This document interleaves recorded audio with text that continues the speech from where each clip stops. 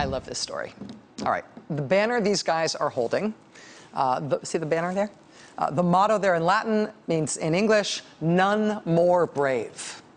And what the none more braver than we are crew is standing underneath, what is looming there and filling the dry dock behind them, that giant thing, that is the most advanced submarine on Earth. The USS Illinois has been years in the making. It's 377 feet long. It weighs 7,800 tons. Price tag, $3 billion, give or take. Congratulations, you paid for it. Your USS Illinois comes with twin payload tubes that can launch 6 Tomahawk cruise missiles apiece. The USS Illinois and her crew of 150 plus will be able to dive more than 800 feet and remain submerged for surveillance or secret missions for days without coming up. But first, before they do any of that, they have to give the Illinois a proper public introduction. And that is going to happen this weekend at the Navy's submarine base in Groton, Connecticut. First Lady Michelle Obama is going to be there. She is the submarine's official sponsor. And her initials are welded into the hull of that boat.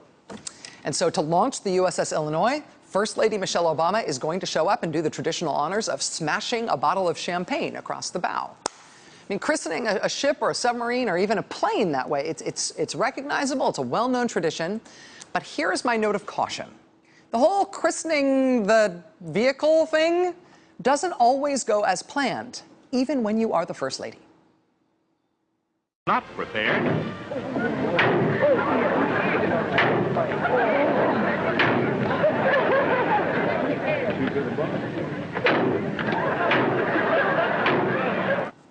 Poor Bess Truman. She gives it like this mighty go. She tries 2 different grips. Eventually, they bring in a man to take care of things, and he can't do it either. Look at him. Even with a baseball grip from the other side. Finally, mercifully, the way they fixed this problem is that somebody got a hammer. And after one misfire, even with the hammer, they basically faked it and used the hammer to break that indestructible bottle of champagne that could not be broken on that plane. Turns out the bottle is supposed to be scored, kind of scratched with some cuts before christening to allow for a clean break. And maybe they forgot to do that for Bess Truman, which is what happened there.